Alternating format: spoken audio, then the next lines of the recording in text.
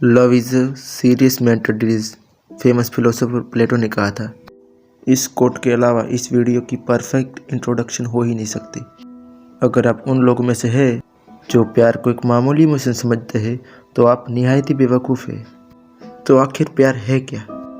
तो प्यार एक बहुत ही कॉम्प्लेक्स इमोशन है। जब आप किसी के प्यार में पड़ते हैं तो आपके शरीर में न्यूरोलॉजिकली और साइकोलॉजिकली बहुत सारे बदलाव होते हैं, जिसकी वजह से दिमाग ऑक्सीटोसिन और डोपामिन जैसे हार्मोन्स रिलीज करना शुरू कर देता है। इन हार्मोन्स के बारे में हम थोड़ी देर बाद बात करेंगे।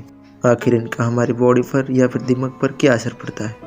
अब प्यार के इफेक्ट जानने से पहले प्यार के बारे में जान लेते हैं। ग्रीक माइथोलॉजी के अनुसार ईगेप, इरोस, फिलिया, स्टोर्ज, ये लव के 4 फॉर्म होते हैं।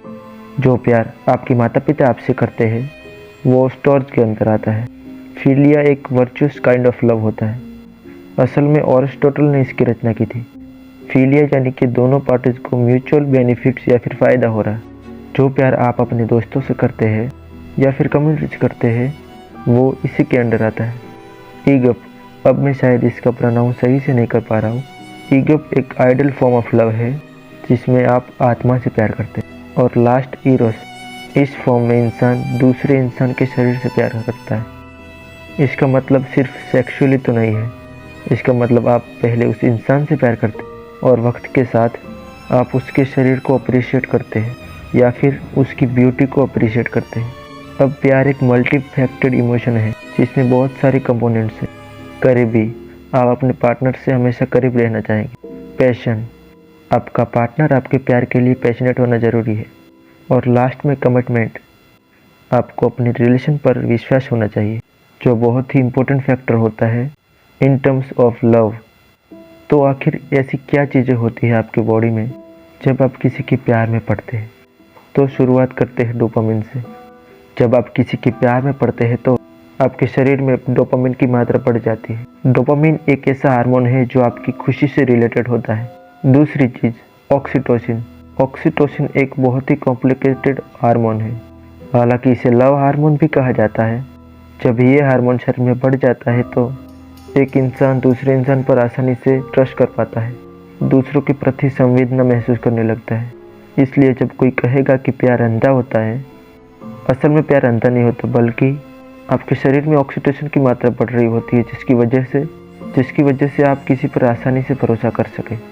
और यही चीज़ होती है जिसकी वजह से आप अपने पार्टनर की नेगेटिव चीज़ों को नकारते हैं या फिर पॉजिटिव या फिर अच्छी चीज़ों पर ही ध्यान देते हैं।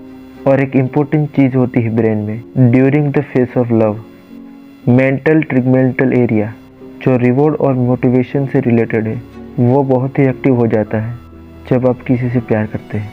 जिसका मतलब आप हमेशा मोटिवेटेड होते हैं और चीज़ें बहुत सारी ड्यूरेबल हो जाती हैं। जिसका मतलब आप उस इंसान के लिए किसी भी हद तक जाने के लिए तैयार हो जाते हैं। दूसरा एक पार्ट इंसुला, ये भी बहुत एक्टिव हो जाता है, जिसकी वजह से इंसान अच्छे से इमोशन को प्रोसेस कर पाता है और एम्पैथी महसूस करता है।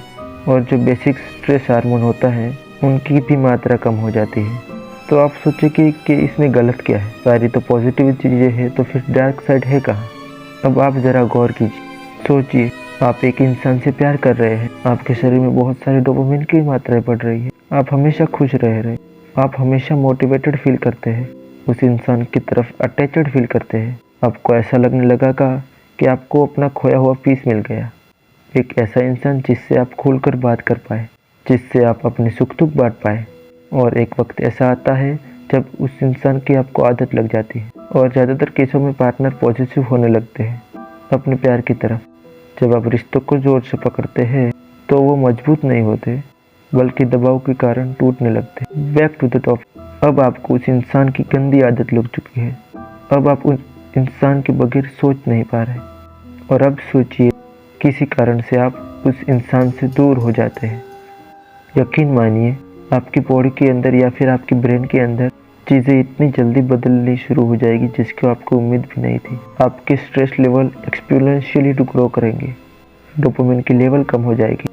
जो डोपामिन आपको खुश रखता था वही डोपामिन आपकी बॉडी आपको दे नहीं पाएगी, और इसी वजह से आप दुखी या फिर सैडनेस जैसी भावनाओं से कनेक्ट करेंगे।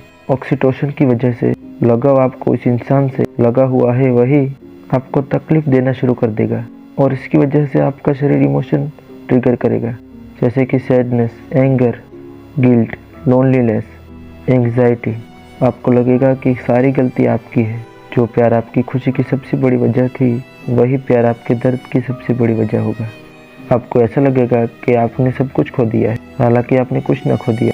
सबसे इम्पोर्टेंट पार्ट, आपकी आइडेंटिटी या फिर आपका कैरेक्टर। जब कोई इंसान किसी के रिलेशनशिप में आता है तो उसकी आइडेंटिटी उसका बहुत बड़ा पार्ट हो जाती है। तो जब इंसान अपने रिलेशनशिप को खो देता है तो इंसान अपनी पहचान को खो देता है। जब उसका प्यार उसकी सोशल लाइफ में इन्वॉल्व होगा तो परिणाम ज़्यादा होंगे। तब उसको ऐसा लगने लगा कि वो किसी चीज़ को डिजर्व ही नहीं करता, और चांसेस बनते हैं कि इसी फेज में आपको बैड हैबिट्स लग जाए, मानो ड्रिंकिंग या फिर स्मोकिंग जैसी। हमारे बॉलीवुड कल्चर ने तो हमें यही सिखाया है कि जब आपका दिल टूटता है तो आप शराब को छूते हैं। इसका दूसरा एक ऐसा भी इफेक्ट हो सकता है, आप सारी चीज़ों के लिए अपने पार्टनर को ब्लेम करना शुरू कर दें। असल में साइकोलॉजिकल या फिर मेंटल इफेक्ट होंगे। उसका जो इफेक्ट होगा असल में इस पे डिपेंड करेगा कि आप उस इंसान को कितना चाहते हैं। उस इंसान को ज़्यादा चाहते हो तो उसका इम्पैक्ट भी इतना ही ज़्यादा होगा। जब एक इंसान ऐसी चीज़ से गुजरता है तो उसके दिमाग का इंसुला जो पार्ट होता है वो इतना एक्टिव नहीं रहता, जिसकी वजह से आमतौर पर वो किसी के भी प्रति आसानी से विश्वास नहीं कर पाता। ये सारी चीज़ें आपको एक चीज़ का एक्सपीरियंस बखूबी कराएगी, तकलीफ़। और जानते हैं तकलीफ़ का सबसे बड़ा सॉल्यूशन क्या होता है? प्यार। यही तो दिक्कत है। एक टूटा हुआ इंसान तब तक नहीं जुड़ सकता जब तक कोई उसे प्यार से ना जोड़े। और प्यार से मतलब मैं हीरोज़ की बात नहीं कर रहा, मैं बात कर रहा हूँ फिलिया या फिर स्टोर्ज की। आप अपनी फैमिली या फिर दोस्तों से बात कर सकते हैं। अपने आप को थोड़ा समझिए, अपने आप को थोड़ा समझिए। गलतियाँ होना लाजमी है, आप इंसान हैं। आप अपनी ज़िंदगी को किसी भी पॉइंट से खड़ा कर सकते हैं। शायद टूटना आपके हाथ में नहीं था, लेकिन बिखरना है या नहीं, ये ज़रूर आपके हाथ में है। मेरा ओपिनियन क्या है प्यार पर? प्यार को समझने के लिए आपको प्यार करना ज़रूरी है। हालांकि ये वीडियो अब तक नेगेटिव ही है। हालांकि मैं ये नहीं कह रहा कि प्यार हर बार बुरा होता है। प्यार मानो एक दो धारी तलवार की तरह है, जिसकी एक बाजू आपके लिए काम करती है और एक आपके खिलाफ। एक घाव देने की क्षमता रखती है तो एक घाव भरने की। और एक चीज़ तो है, वो ज़िंदगी ही क्या जिसमें प्यार ना हो।